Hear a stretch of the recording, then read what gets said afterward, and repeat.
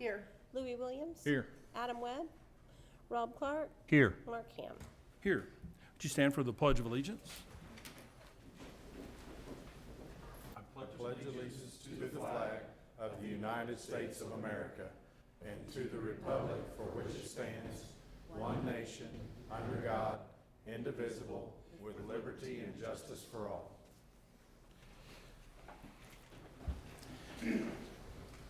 Item 2 is the consent docket. And just remember, the motion needs to state that it includes items A through I.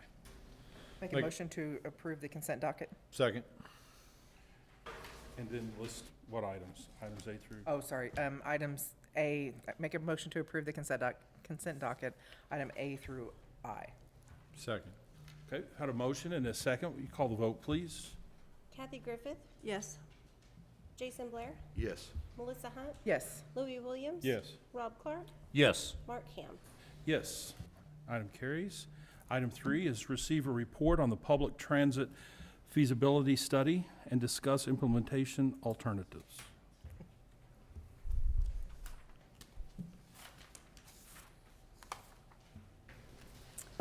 Mayor and Council, the public transit feasibility study has been underway for some time. You might have seen our postings for public meetings. And after public input has been received, we did do analysis of all alternatives available to us, but we're now wanting to hear from Council what your thoughts are on the top alternatives that we've identified. Tonight we have Sean Straight with Olson & Associates here to update you on the process and the alternate options that we have available to us. And I'll turn it over to Sean for a very brief presentation. All right, thank you, Elizabeth. Thank you, Mayor. Thank you, Council, for having me here tonight. So a brief kind of update and hopefully some discussion about the public transportation feasibility study that we've been working on. Again, I am Sean Straight. I'm with Olson. I'm the project manager that's been leading this process. So I will very quickly go through kind of the plan, purpose, and background. I can always go back to portions of it if we need to. Essentially, our charge is to look at is there public transportation needed in the city of Moore? What is the level of need?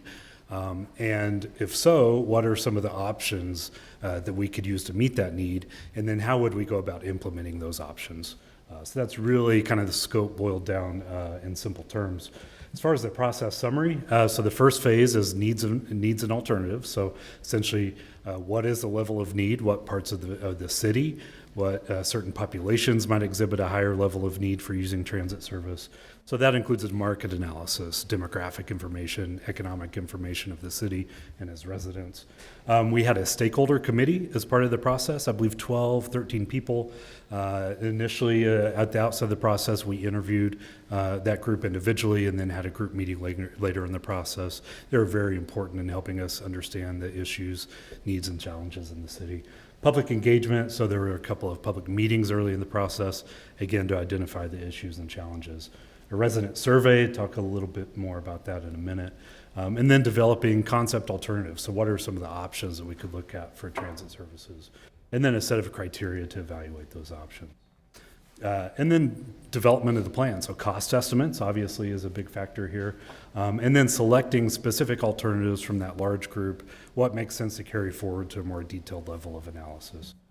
Implementation phases. So if there are multiple options that make sense for the city, how do we go about implementing those? Does it all happen at once? Does it happen over multiple phases? And that sort of thing. An organizational plan, operations plan, funding plan. So essentially, how would we organize, operate, and fund the selected services that are a part of that? And how would we, what are some steps that we could take to integrate that into more of the regional transit system as well? So, whoops, I think I went a bit too far there. So, summary of needs. First, senior transportation. So, there's an existing service provided by the Senior Center and the Council on Aging. Serves approximately 10 to 15 riders a day, generally taking people to and from the Senior Center, but also to the other appointments around town as well. They have one existing vehicle, one existing driver. In talking to the senior center, they did talk about some additional needs that they feel like with their current resources aren't really able to be met. And that's primarily traveling to locations outside of the city, mostly for medical trips to Norman is really what we heard the most about, that they're hearing from their seniors in terms of if we had an additional vehicle, for example, these are some of the additional needs that could potentially be met. As for the general public transportation, so again, the transportation that anybody could use, which is really kind of the main charge of our analysis, is what would make sense that would be open to the general population in the city. So we had a community survey, really a resident survey, a statistically valid survey that's really focused on determining the level of interest in transit, the level of need, certain types of services that are preferred versus other types of services, and really found that there's an interest for using transit for a wide variety of trips. Certain populations say, I have no interest in this really, but actually a fairly surprising number responded. Medical trips, personal recreational trips, essential shopping, educational trips, work-related trips is on there, but actually not among the top 3 most popular options there, which was interesting. Most of the support was for serving low-income, disabled, or senior populations that might not have other transportation options available to them. 62% said either very important or somewhat important for the city to support public transportation in some form or fashion. A couple of other bullets here, things that we heard kind of on a recurring basis, both in the survey and in the public meetings and in our stakeholder groups. Access to employment along the 19th Street corridor, the many retail service industry jobs, that really being a key economic center of the city and needing better access to that location in terms of employment, but also for customers as well. Social services, youth and family services, food and resource center, heard a lot about people wanting and needing to being able to access those services on a regular basis as well. And then we heard some about transit can be parts of the city that might be more difficult to walk in. Transit could actually be a way to help more safer transportation to get people across the city in some locations where walking may be challenging.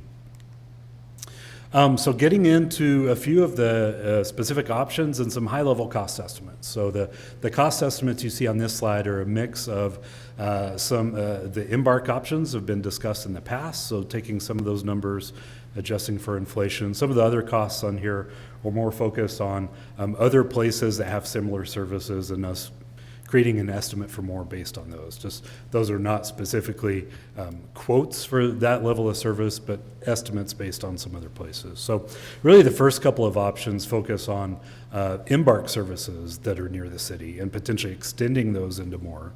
The first one is a route that really kind of clips the very northwest edge of the city, potentially extending that into more. That has a fairly high level of service. It runs every 30 minutes from 6 a.m. to 7 p.m. hourly on weekends, so a fairly strong level of service, but not able to extend through the entire city, a fairly limited scope in terms of where that would serve. The next option would be an express route, an existing route that travels on I-35 between downtown Oklahoma City and Norman. What if that bus got off the highway at some point, stopped in Moore, is a park and ride or something like that, got back on the highway and completed the trip? That option is cheaper because it's quite a bit less service. That route only runs every 2 hours, and the hours are not quite as extensive, and there would only be one stop in the city. So that's why you're seeing a lower number on that option. The next one is an on-demand microtransit. I'll get into the details of that a little bit more here in a minute. Essentially a taxi-based service that would have a public subsidy to make it cheaper for people to use as compared to, say, Uber or a private taxi service. And then a flex route, and I'll describe that a bit more in a minute as well. I will mention some of the cost estimates here. Again, they are estimates. Some of them, of the on-demand microtransit, it's kind of all over the map. There are options out there that are lower than this amount. It's just a matter of finding the right provider, the right vendor, negotiating on the number of vehicles. So there are multiple options, multiple ways that can be achieved. So getting into some of the public input that led us to look at this long list of options, narrow it down a little bit, and really hearing a focus on that on-demand microtransit type of service. So again, you cover a large area, you can book a trip similar to like how you would book an Uber or a Lyft, be able to get a curb-to-curb trip, and that really being the most popular option, both in the survey and in the public meetings that we had. Notably, there's quite a bit of support for a local route system or a flex route as well. So don't want to lose sight of those options, but really the on-demand service is really seen as the most kind of pressing need in the city in the near term. Bit more detail on what those options are. A citywide microtransit service. So for purposes of evaluating multiple options and having some consistent service parameters, assuming a 12-hour-a-day service, using 2 vehicles. Again, this is something that'd be real-time booking, curb-to-curb service. And this particular option, the entire city would be in the zone. So if you live in the city of Moore, you would have this option available to you. So some of the pros of this, citywide coverage, that curb-to-curb service really is a high flexibility for riders. Some of the downsides as compared to some other options, because of the size of the zone, it can have longer wait times. It is a more inefficient option in terms of a cost per rider. And it does have limited overall ridership potential. This type of service, it's very flexible, but it can't physically serve that many people in total.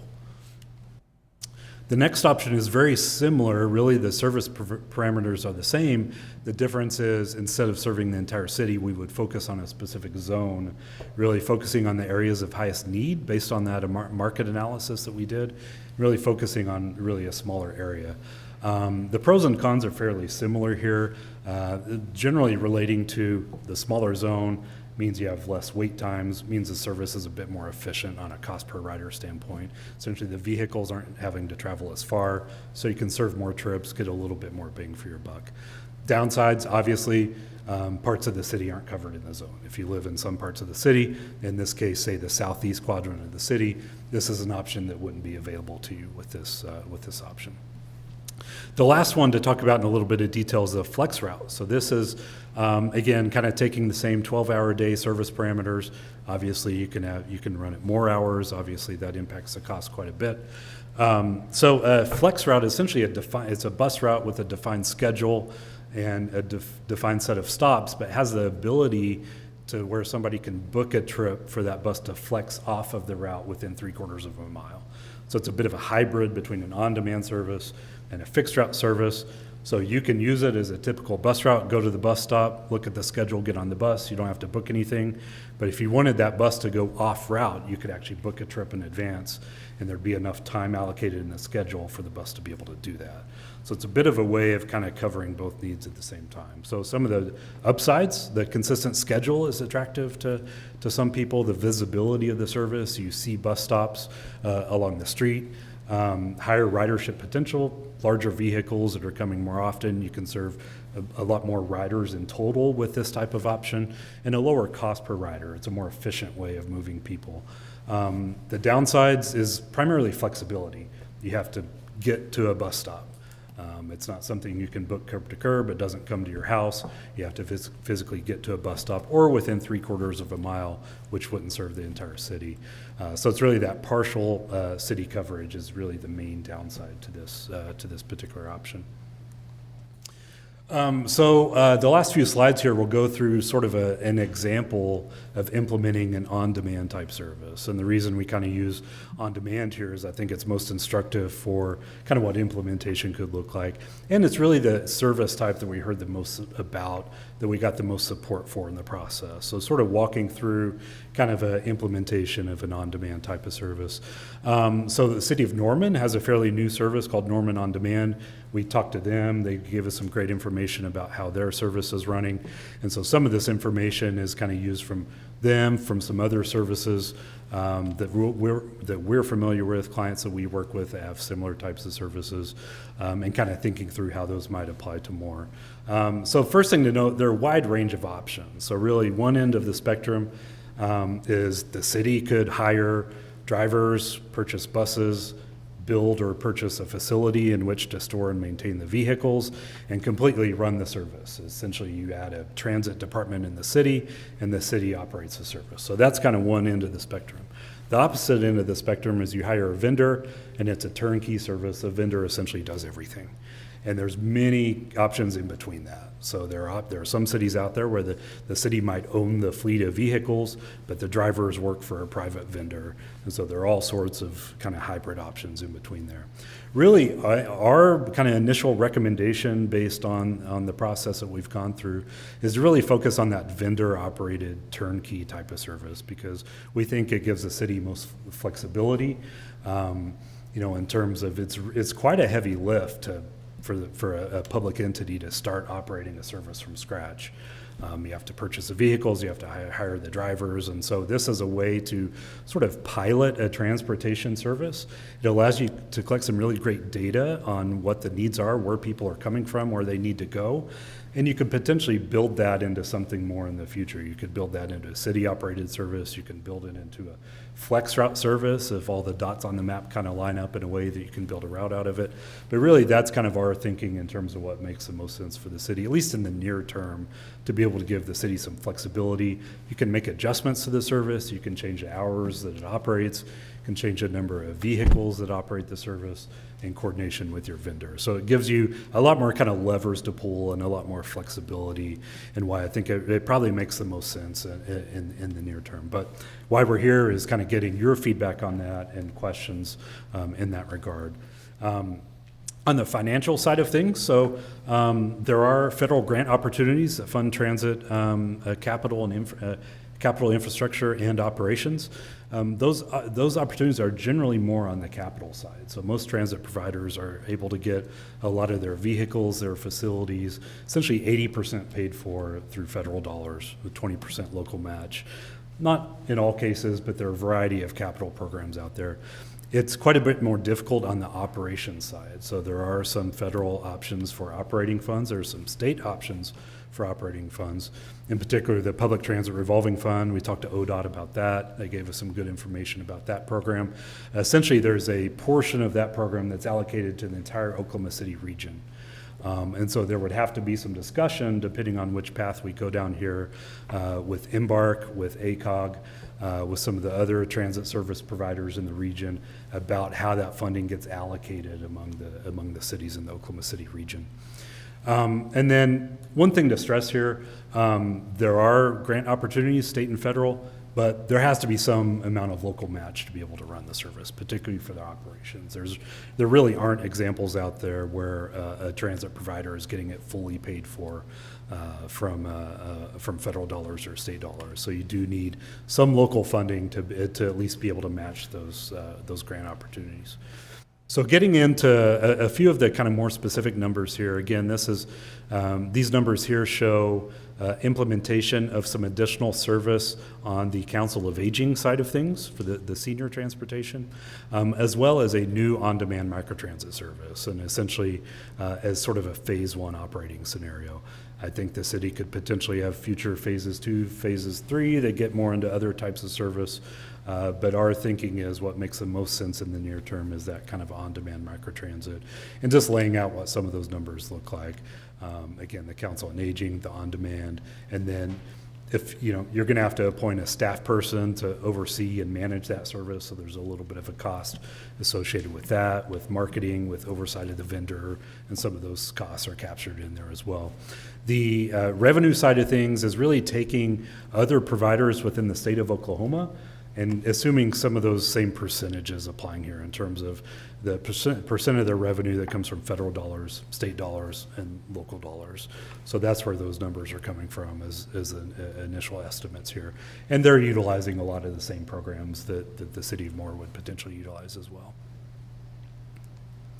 So really the next steps is getting your direction, thoughts, ideas, questions on some of these different options. And then us integrating that and finalizing the feasibility study.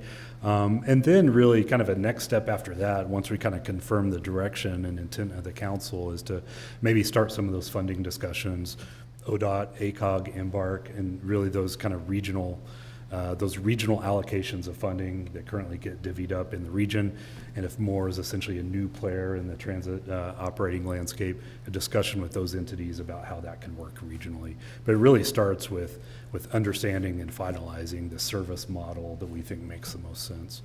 Some additional discussion with the senior center on their costs and budgeting of what would it look like to have an additional vehicle, additional driver. Some additional stakeholder coordination, especially once an option is determined, that can be very helpful in determining marketing and outreach support, potentially some funding partners among that group that can contribute to a service from the private and nonprofit sectors, and then submitting grant applications for funding.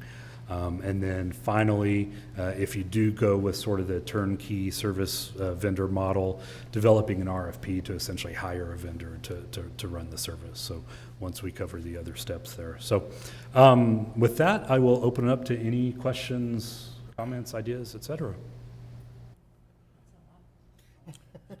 It was quite a bit to get through in a short time, yes. Yes.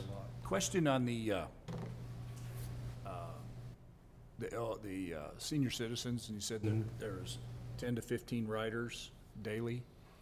Was there any data for those that would use it if there was more possibility of transit? I don't have specific numbers on that, but I think some additional, potentially a survey of the population that comes to and from the senior center to get some better idea of what that looks like specifically with numbers could If they happen. knew Yeah. that it was Yeah, there, maybe more of them would be, yeah, interested in using it. That's what I was curious about. yeah. Do you mind going back to the slide that showed cost and then revenue? Yes, thank you. So, based on this slide, through state, federal grants, and then revenue from those who use from the rides, you believe that we can fully fund this every year? So, for example, year one, 704,000 shows expenses, total expenses, and then below it, it says total transit revenue, 704,880. Yeah. Now, really our role is defining what we. I'm so sorry, I can't. Yeah. So the city, So there's the also city of Moore is 166,000 Yeah. that has to be ponied up by us. by us. And that's outside of what we get for rides, what is paid for rides? Yeah. So you see the fare box road. Yeah. That's essentially what the revenue That's you the would get from rider's ride. share. I know it's hard to say. Yeah. Generally your fare box revenue, or essentially the revenue you get from riders using the service, is between 5 to 10%, and that actually holds true with different sizes of agencies. So yeah.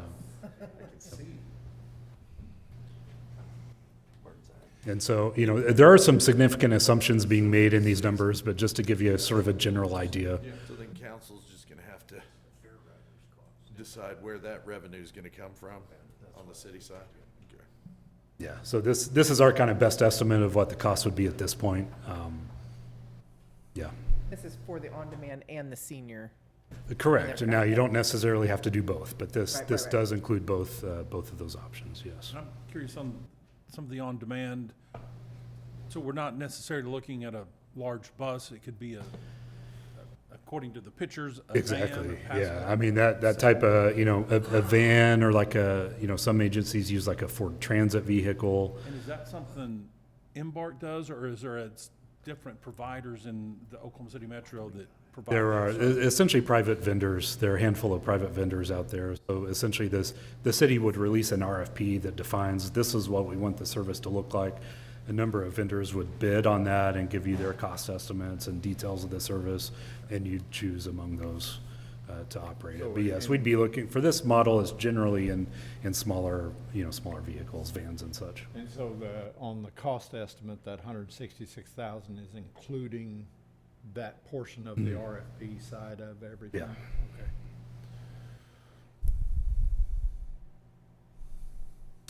So one thing I don't think I fully mentioned here, as far as the state public transit revolving fund, there is a specific kind of set aside within that program that's specifically intended for startup services, and so they talked about that quite a bit. So essentially, there's a pot set of, because the cost the first year, you'll notice the year one costs are a bit higher. That's because there are some startup costs for a new vendor starting a new service that apply to the first year, but not necessarily the years after that. And so there is a specific state source for that type of funding. So that's why you see the state numbers a little bit higher, actually quite a bit higher in year one, essentially using that. They did say there would be an expectation if using that startup funding, that there were local funding to continue operations into future years.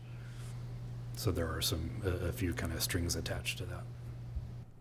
So Brooks, next steps, are we just going to get together to discuss options? I mean, Yes, just take the report under advisement, and we'll continue to have further discussions. So, well, thank you very I mean, much. from my Yes. standpoint, I think the addition of the senior option is a must-do. That's a huge need, yeah. Yeah. Yeah. Oh, and that's, I mean, through all the meetings and everything we did, that was the piece that was clearly underserviced, I think. And part of it is intentional because our facilities that we have right now are limited. So with more publicity that it's there and available and, you know, just marketing in Right. general, the need will rise considerably because, I mean, if you look at the age of our city, it ebbs and flows, but we always have a pretty fair amount of our city that is in that older Right. segment of people, so. And, yeah, I mean, my dad wrote the Silly Bus for 4 or 5 years, I think, and, so, and I've talked to probably half a dozen different people that their parents have ridden it at some point in time, and so it's definitely something that's needed. It's the rideshare thing that we've got to figure out how to pull the right levers and everything to figure The out. on-demand. The on-demand, yeah. Yeah. We have those pockets of the lower income that, you know, I noticed one going from the northwest corner of Moore to a grocery store is quite a ways away. Yeah. And just looking at Santa Fe, there's no sidewalk for Yep. them. Yeah. So we do have to keep that in Yes. mind too. Yeah. Yeah, senior populations and, yeah, low-income populations we heard about, they're really being the next group of need. And they don't have those that aren't seniors don't really have an option available to them now. So Right. we heard quite a bit about that. The other item with the seniors, we need, I mean, how far outside are we going? Because like it was touched on, a lot of the necessity for transportation isn't inside city limits. Yeah. It's to doctor's offices, and so just trying to determine how far how far we can go. But I think on the senior, yeah, absolutely, yeah. And really, you could tailor that however you wanted to. You could specify, we only go to this specific location outside the city. We only go within 2 miles of the city. You know, there are different ways you can define that. Okay, is there any other discussion from council?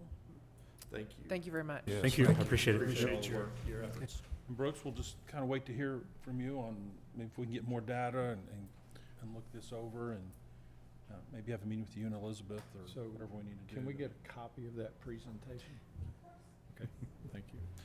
Okay, thank you for that. Item 4, that's just a discussion item only, but item 4 is consider ordinance number 1054-24, amending Part 12, Chapter 4, Article F, Section 12-437, violation of permit requirements, penalty by establishing penalties and appeals process for zoning code violations, providing for severability, and providing for a repealer.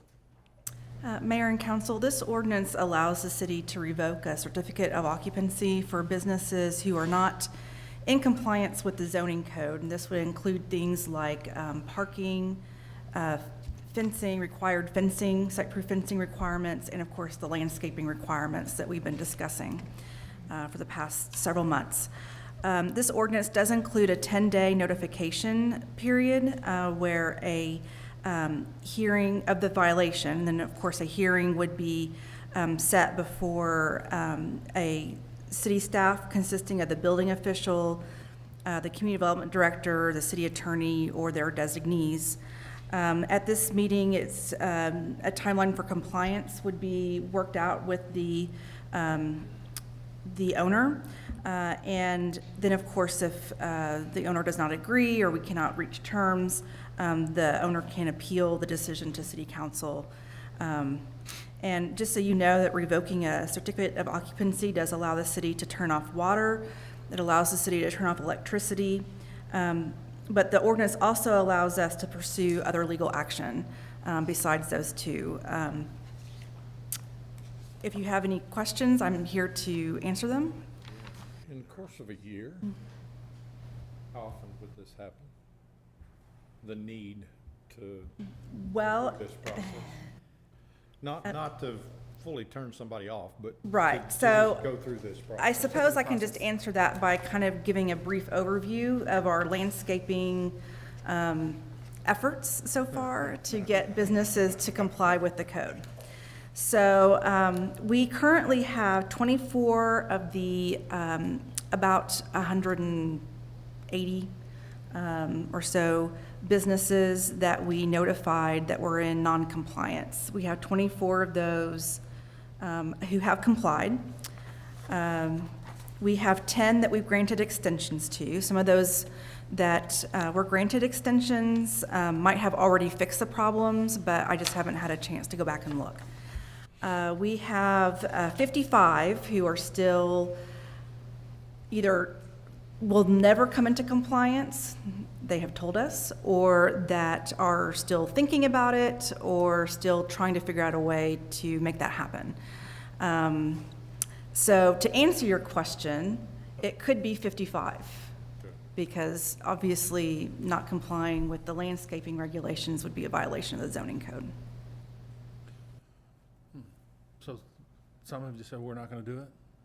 Some have communicated that back to your Yeah, office? We're not- yes, We're not doing any of yes, this? yes. And some were horribly embarrassed that they even got a notice. So, I mean, we saw the entire gamut, and I think that it should be noted that the notice that was sent out did not have anything mentioned about potential repercussions.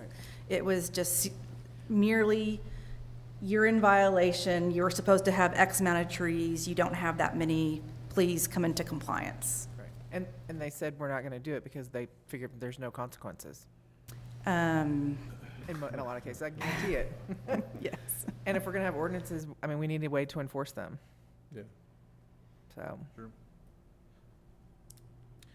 So the panel that they go before, are they advised at that point if they have an issue with the ruling that they can come before city council? Yes. Yes, it's stated in the ordinance, and of course, we would let them know. And our goal would always be to try to work with them. If they're, want to rectify the problem, I don't mind giving extra time. On our extension list, we have, people who are dealing with road construction that I understand, Randall's Heat and Air, I get it. They're gonna be completely tore up for a long time. So, there's, I would almost feel better, and I don't know, but if the panel does decide to, that they are in violation and they're going to revoke the occupancy permit, I almost would feel more comfortable if that automatically went before council, before anything was, done. But I don't know how you all feel. I just think anytime an occupancy permit is revoked, give them an opportunity to come before council and explain and see if there's something that council can do to help out. But it's the direction of the council, but I would feel more comfortable if that was put in there. So the impacts of this, truly just thinking of it from the position of the city. We're trying to implement some improvements. If this comes down to where that we end up telling 10 businesses we're gonna revoke their permit, what's the impact of that to us as a city?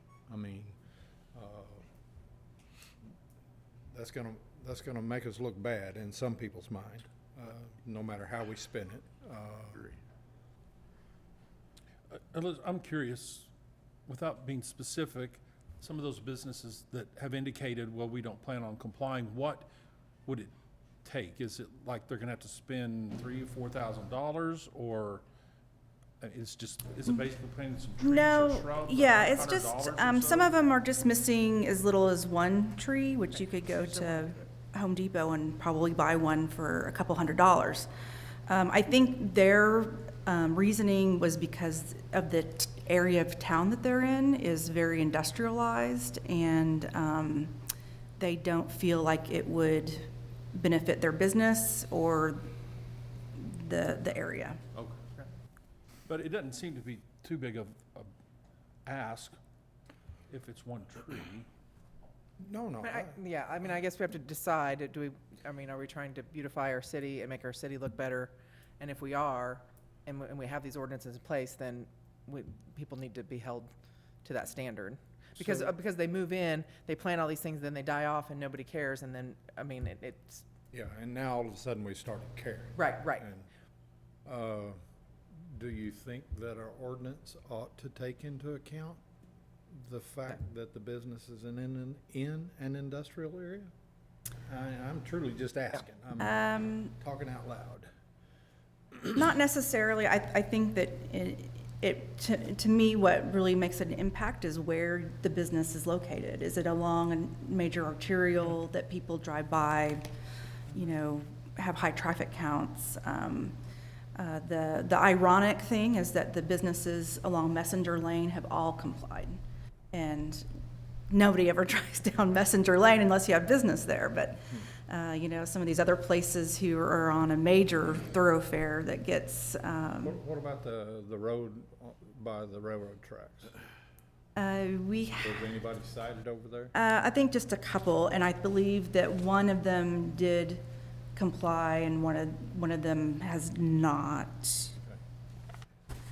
I have the list here. Actually, it looks like everybody along Pole Road has When you talk complied. industrial, that's where my mind automatically goes. You're talking Pole Road? Is Pole that- Road, yeah. Well, no, I agree that we need to put something in place. We're not putting these requirements on them after they build and they move. I mean, they understand these Right. requirements when they move in, so I just think if it is determined that their business can no longer operate, Needs to come to that city it should come before city council, but I completely I have agree. no issue with that. Right. Yeah, I'm fine Yeah, with that. I agree with that. Before it's revoked, it comes, and city council Right. determines that. Yes. So do we want them to Can we make a motion to hold table? on this? Yeah, That'd can be- we, that'd be the best Yeah, thing? that's not a problem. Okay. Go ahead, Jason. Motion to table item, apologize, 4? 4. Yeah. Thank you. Second. We have a motion and a second. You can call the vote. Jason Blair, Yes. Melissa Hunt, Yes. Louis Williams. Yes. Rob Clark, Yes. Kathy Griffith, Yes. Mark Ham. Yes, item is tabled. It's going to bring us to item 5. Is consider establishing an interview committee for consideration of applicants to fill 3 planning commission vacancies. Yeah, Mayor and Council, previously when we've gone through this process, council committee has been appointed, so asking you to do that tonight. Show of hands, who wants to? Well, I think Adam does. Adam? I think nominate Adam Webb. Yeah. Nominate I'll be glad to help. And Louis, Thank you, Louis. do we need 3 or is 2? And what? Probably get one from each ward, call it even. Okay. Rob's never experienced it, so maybe There he you go, should do it. Rob. All right. Now, how long are you gonna use that? As long as you'll tolerate it. So make a motion for Yes. Adam, Louis, and Rob? Yeah. Okay. Second. We've had a motion and a second. You can call the vote. Melissa Hunt, Yes. Louis Williams. Yes. Rob Clark, Yes. Kathy Griffith, Yes. Jason Blair, Yes. Mark Ham. Yes. Item carries. Item 6, is consider approval of an agreement in the amount of $90,815.17 with Meshach and Associates for engineering services for the bank stabilization of the North Fork River Channel embankment beginning east of the East Hills Crossing to a point approximately 500 feet downstream to be addressed as the Woodbine Circle Bank Stabilization Project. Mayor and council, this particular channel is washing away the embankment of the channel behind the homes on Woodbine Circle. I think a couple of you have been out there to visit and take a look at it. The type of repair that we're probably looking at is somewhere similar to the Veterans Park, what we've done with the erosion and bank stabilization in Veterans Park. This particular contract would provide the design from conceptual, preliminary plans, final plans, all the way through bidding and construction, to include surveying, a geotechnical report, and also a 404 Corps of Engineer permit that will be required. Usually that takes somewhere in the neighborhood of 4 to 6 months to obtain that, as well as the hydrology and hydraulics to determine what will be the best fit for the repair for this project. Meshach has done some projects for us of this nature, and I'd recommend the approval of the contract. So do we know just a ballpark of what the work's gonna cost? I'll give you a ballpark. Just based on what we have spent at Veterans Park on the length of the baskets, if that is what we go with, I'm going to say that we're going to be somewhere in the neighborhood of $1 million. This particular channel on the out, it's built like as it goes around the cul-de-sac, it's like a horseshoe almost. And the outside part of the channel is really washed and significantly in those yards. And it's quite a bit higher, a little bit higher than the Veterans Park, but, that's what somewhere in that neighborhood. Thank you. Make a motion to approve. Second that. Motion and a second. You can call the vote, please. Louis Williams. Yes. Rob Clark. Yes. Kathy Griffith. Yes. Jason Blair. Yes. Melissa Hunt. Yes. Mark Ham. Yes.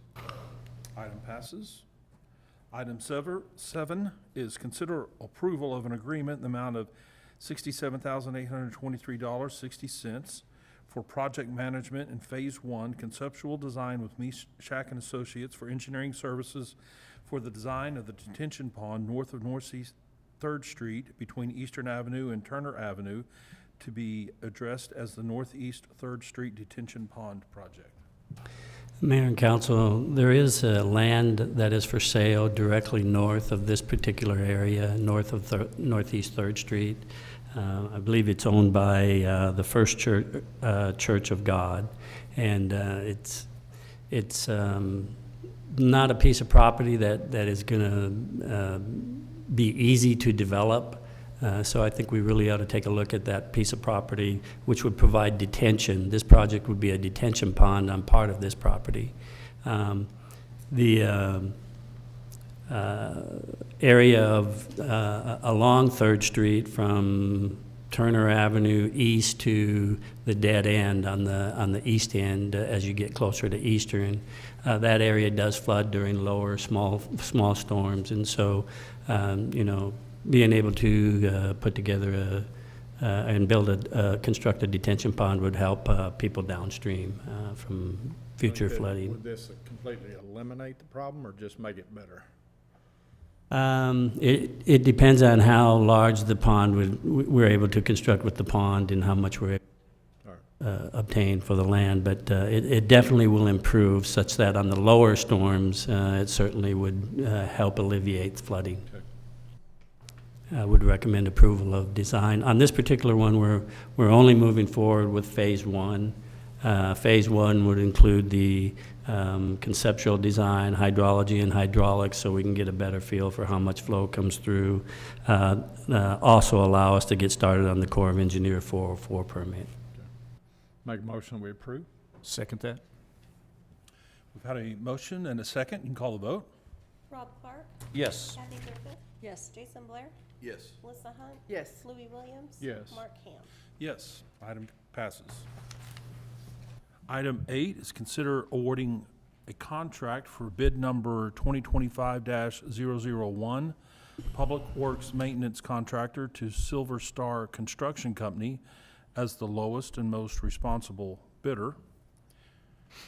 Mayor and council, as you recall, last year, we had indicated that the current fiscal year that will end at the end of June was the last year for the, I believe it was a 10-year contract with Silver Star Construction. And so we needed to go out and receive bids to go ahead and continue on with those services that we have received. We did only receive the one bid from Silver Star, which really isn't surprising because there's really no other firm that can provide the full gamut of services to a community like Silver Star Construction can.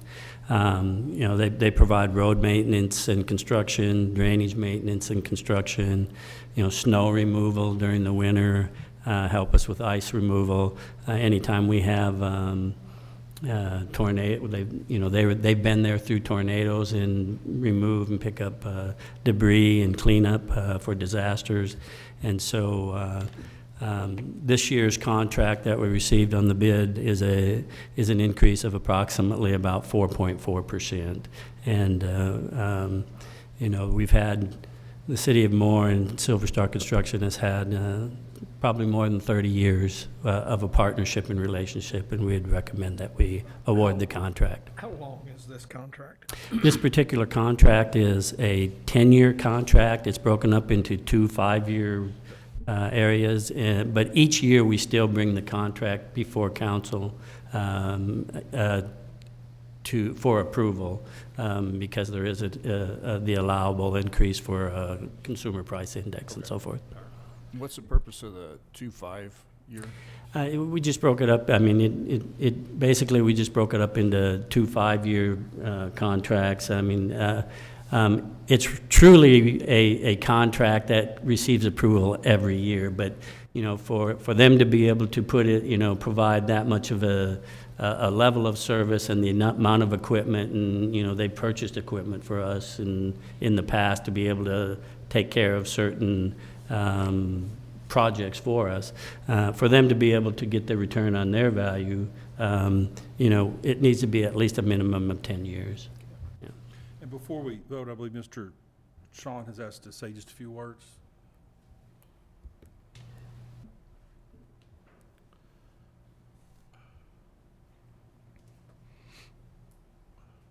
I just want to come up tonight and tell you what a privilege and an honor it's been for my company to represent the city of Moore and work here.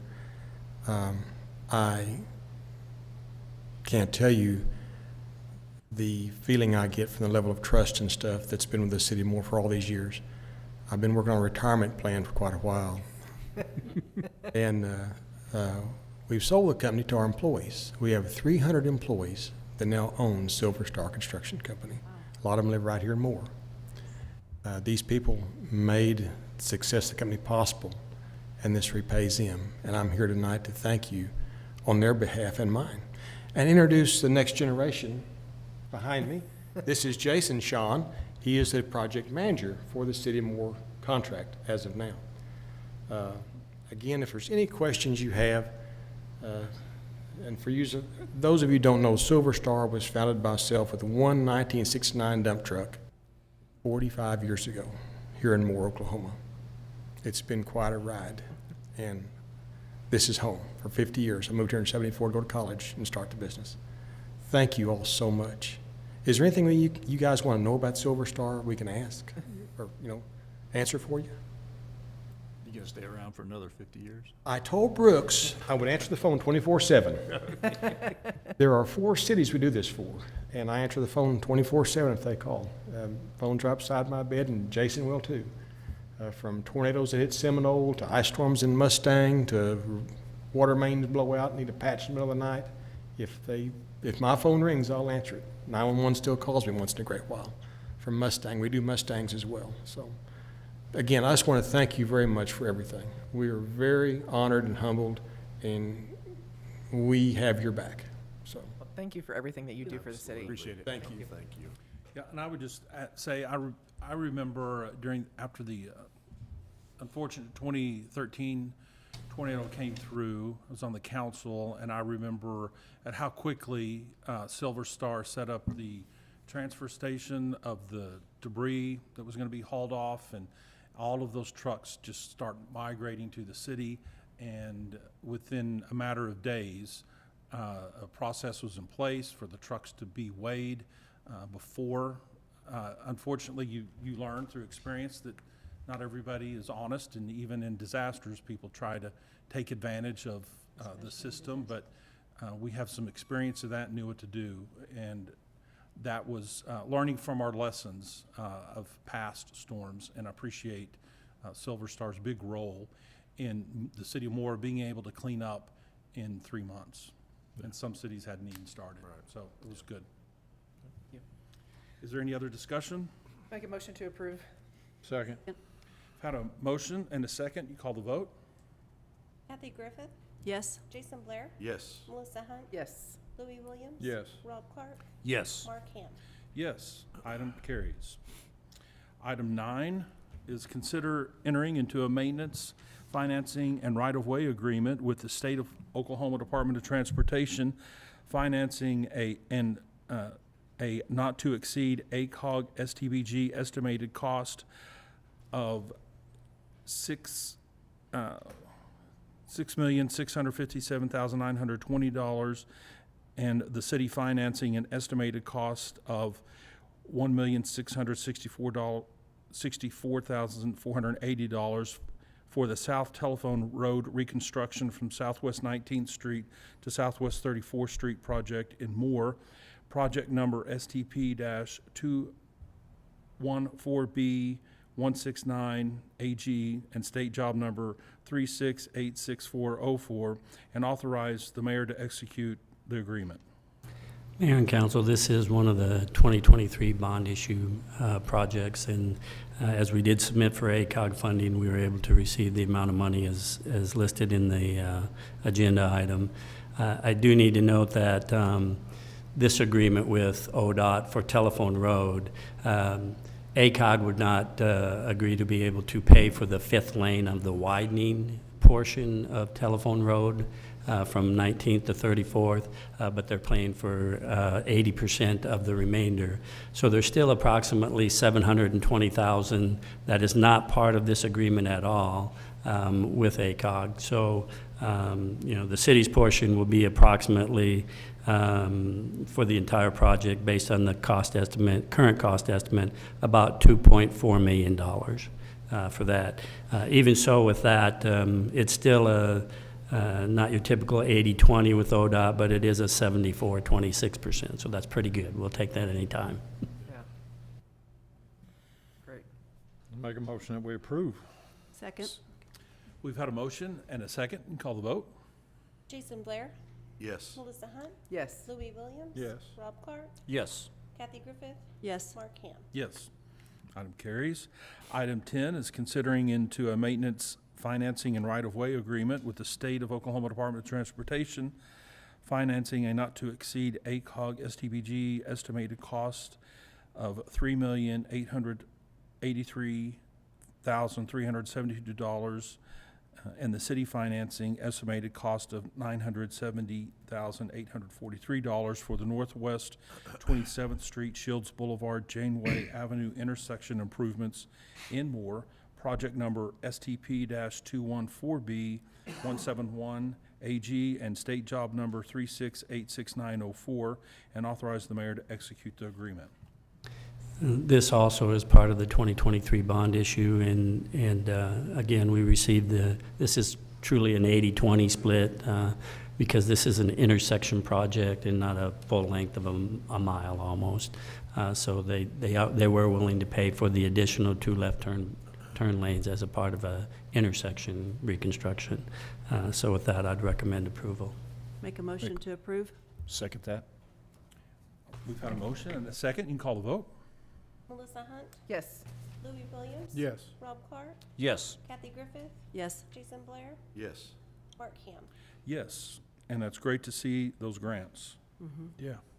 Item 11 is consider authorizing the budgeted purchase of security cameras for the aquatic Little River Park, Apple Valley Park, and the Arbor Garden Park in the amount of $54,868.32 from Show Truck LLC using state contract number SW 1048.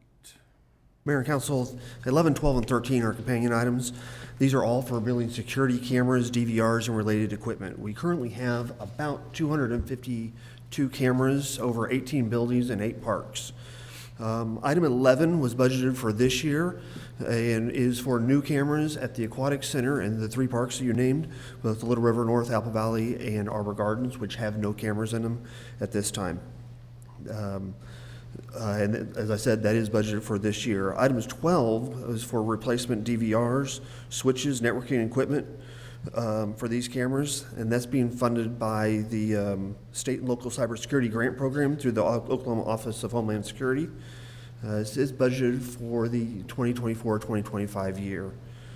And item 13 is for the cameras. The grant would not cover cameras, but however, replacing the cameras is has been approved by you in the 2024-2025 budget year. Make a motion to approve item 11. Second.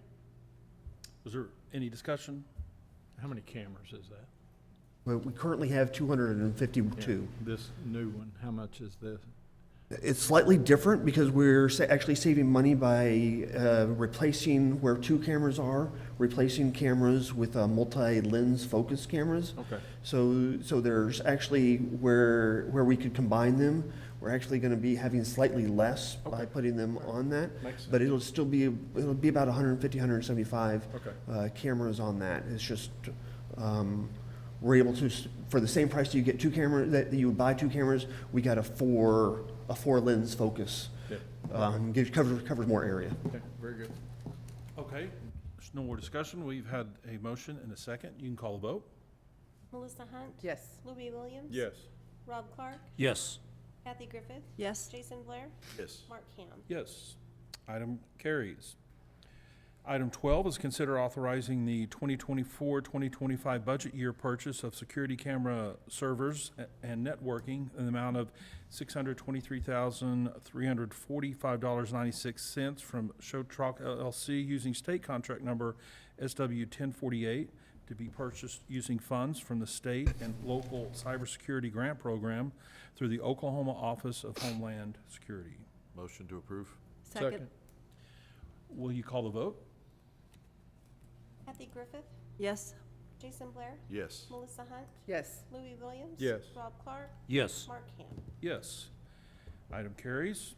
Item 13 is consider authorizing the 2024-2025 budget year purchase of the security cameras, $349.51.27 from Show Truck LLC using state contract number SW 1048. Make a motion to approve. Second? We have had the motion and a second. You can call the vote. Jason Blair. Yes. Melissa Hunt. Yes. Louis Williams. Yes. Rob Clark. Yes. Kathy Griffith. Yes. Mark Ham. Yes, item carries.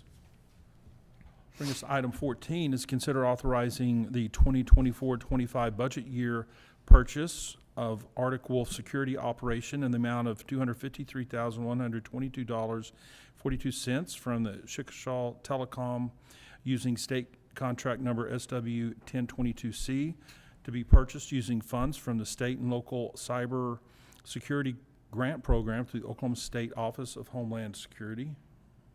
Mayor and Council, this is for 2 years of managed security service. The service is focused on threat detection, quick incident response that will monitor our network systems and isolate any problems identified quickly. We do have a dedicated security specialist that works for the city. He works 8 to 5.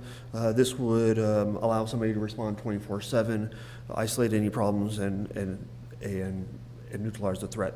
Like I said, it has been funded by the Office by the grant program for the Office of Homeland Security.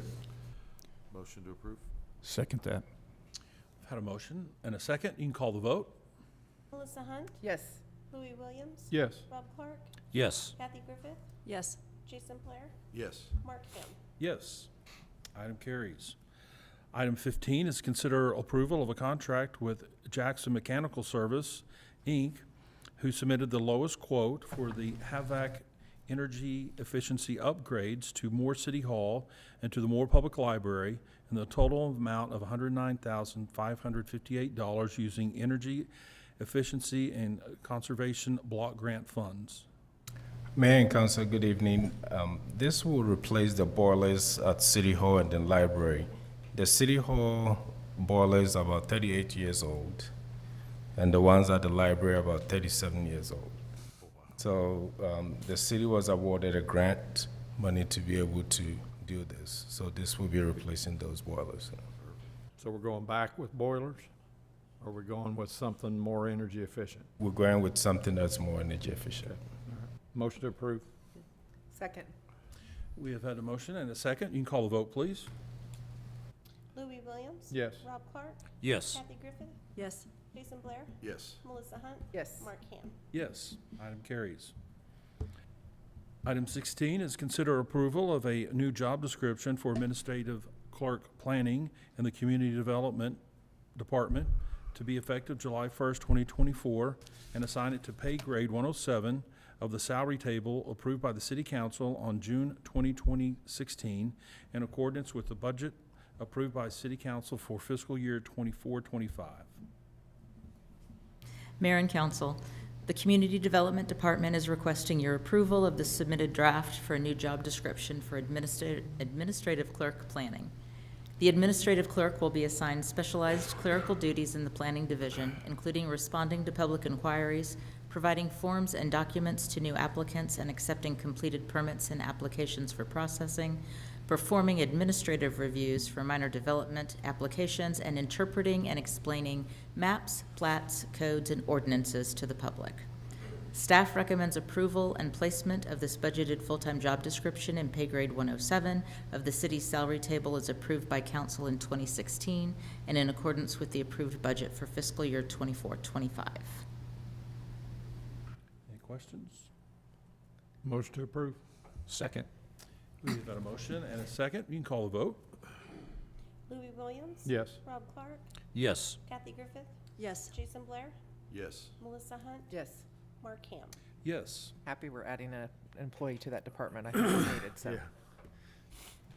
Item 17 is consider and if deemed appropriate, accept nominations and elect a vice mayor.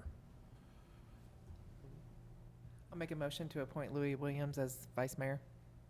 Second. Okay, we've had a motion and a second. You can call the vote. Rob Clark? Yes. Kathy Griffith? Yes. Jason Blair? Yes. Melissa Hunt? Yes. Louis Williams? Abstain. Mark Ham? Yes. Item carries. Already totally voted for myself. At this time, we'll recess the I would city have totally council. voted for myself. Yeah. Yes, I would have too. And thank you, Melissa, for serving in that role Yeah. last year. Recessing the city council meeting and convene the Moore Public Works Authority meeting. Item 18 is the consent docket. Make a motion to approve the consent docket items A and B. Second. We have had a motion and a second. You call the vote. Kathy Griffith? Yes. Jason Blair? Yes. Melissa Hunt? Yes. Louis Williams? Yes. Rob Clark? Yes. Mark Ham? Yes.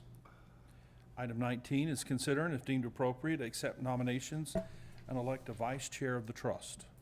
Who's the current vice chair? Brooke sent us a list and I forgot. I know.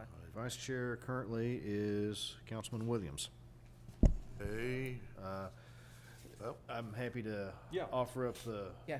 in the rotation, it would be Counselor Griffith. I'll make a motion, we appoint Kathy Griffith. Second that. you vote for yourself. We have had a motion and a second. Would you call the Vote vote? away. Jason Blair? Yes. Melissa Hunt? Yes. Louis Williams? Yes. Rob Clark? Yes. Kathy Griffith? Yes. Mark Ham?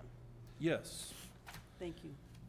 Item 20 is consider and if deemed appropriate, accept nominations and elect a secretary of the trust.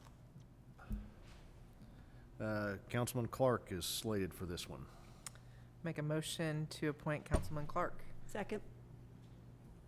Adam needs something for not showing up. He needs it. Okay, we've had a motion and a second. You call the vote. Jason Blair? Yes. Melissa Hunt. Yes. Louis Williams. Yes. Rob Clark. Yes. Kathy Griffith. Yes. Mark Ham. Yes, item carries. He doesn't know what all that entails. That's kind of funny. You'll enjoy it, though. Item 21 is consider the designation and/or appointment of Vanessa Kemp, the city clerk of the city, to serve as an assistant secretary, non-voting, of the authority for the purpose of executing any and all documents pertaining to the authority business upon approval by the authority. I just require approval. Yeah. Nominate. I make a motion to approve. Second. We've had a motion and a second. You call the vote? Kathy Griffith. Yes. Jason Blair. Yes. Melissa Hunt. Yes. Louis Williams. Yes. Rob Clark. Yes. Mark Ham. Yes. Item carries. We'll now recess the Moore Public Works Authority meeting and convene the Moore Risk Management meeting. Item We need to 22 is the consent docket. designate. Make a motion, we approve item 22A and B. Second. We have had a motion and a second. You call the vote? Kathy Griffith. Yes. Jason Blair. Yes. Melissa Hunt. Yes. Louis Williams. Yes. Rob Clark. Yes. Mark Ham. Yes. Item 23 is consider if deemed appropriate, accept nominations and elect a vice chair of the Moore Risk Management This is Board. Adam. This would be Councilman Webb. Yes. Okay. I nominate Adam Webb for vice chair. Second. Had a motion and a second. You can call the vote. Jason Blair. Yes. Melissa Hunt. Yes. Louis Williams. Yes. Rob Clark. Yes. Kathy Griffith. Yes. Mark Ham. Yes. Item 24, consider and if deemed appropriate, accept nominations and elect secretary of the Moore Risk Management Board. I nominate Melissa Hunt.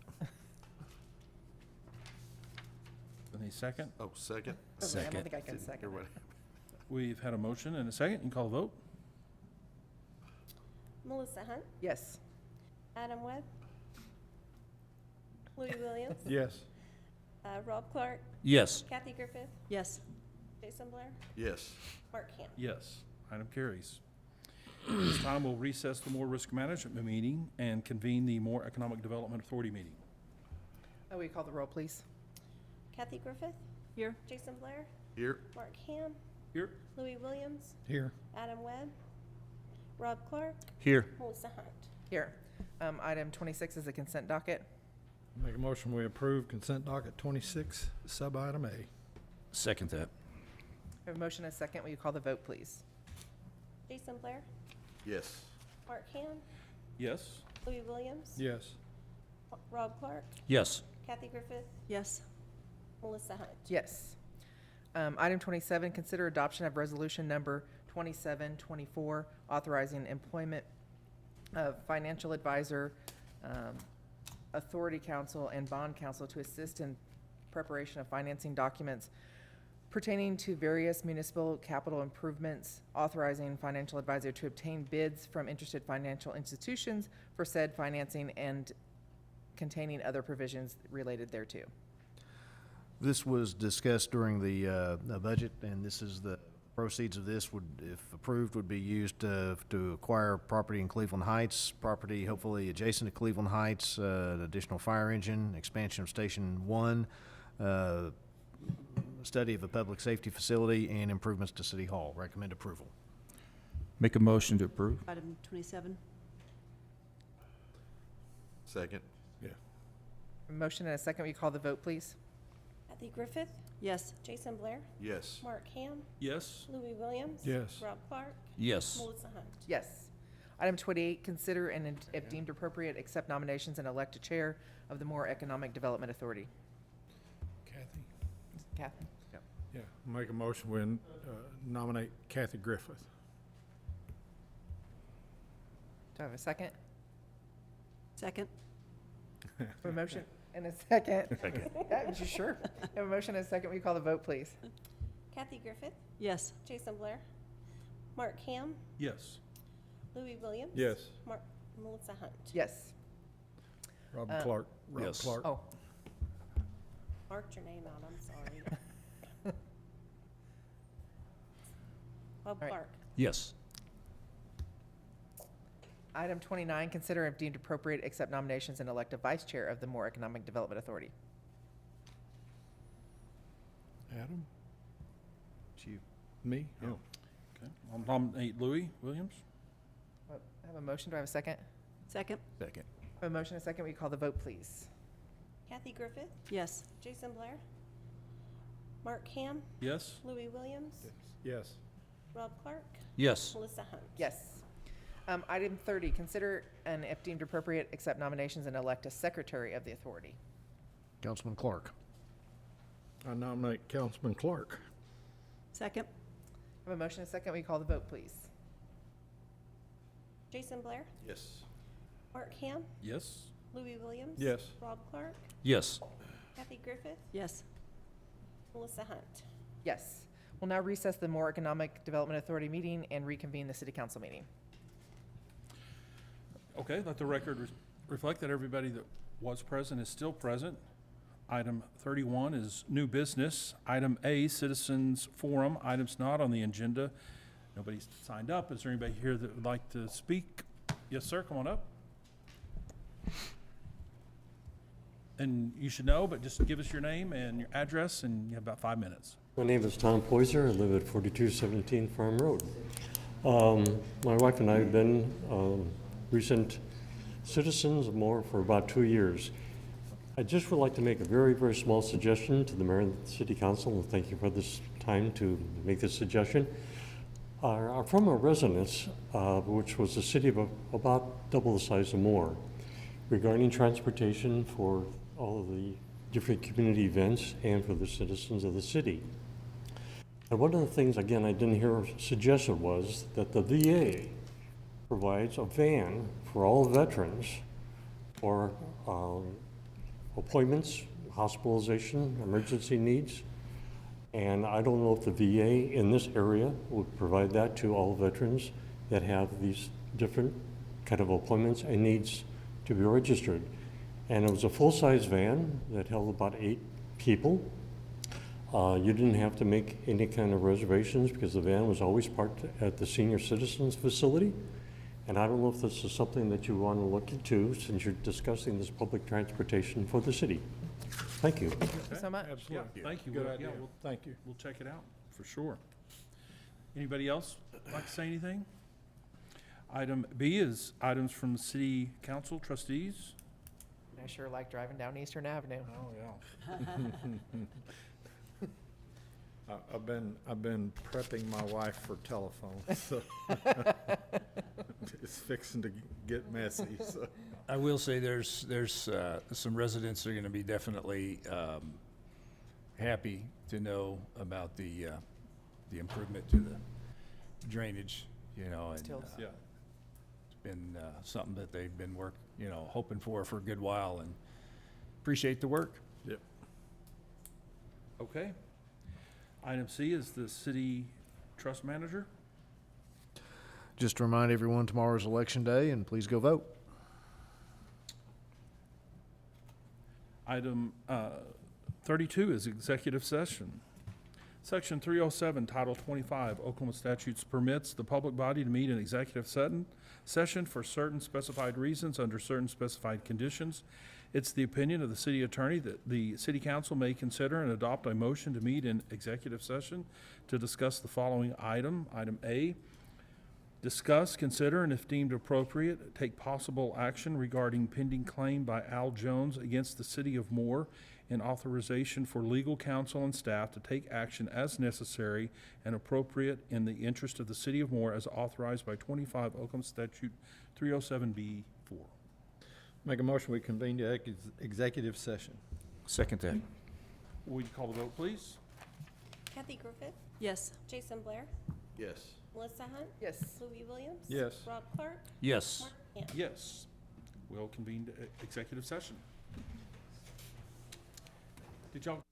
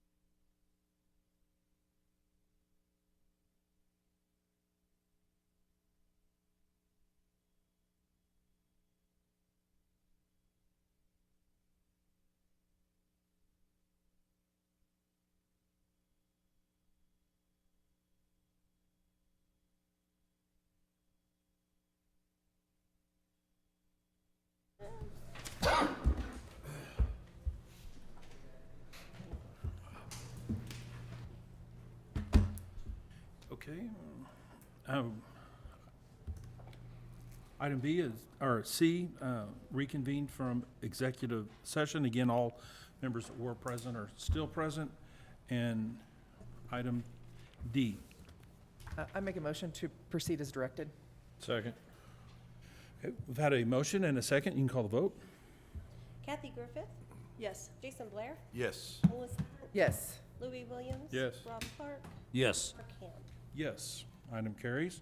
Item 33 is adjournment. So moved. Second. Will you call the vote, please? Jason Blair, Yes. Melissa Hunt, Yes. Louis Williams. Yes. Rob Clark, Yes. Griffith, Yes. Mark Ham. Mark Ham. Oh, yes, adjourned.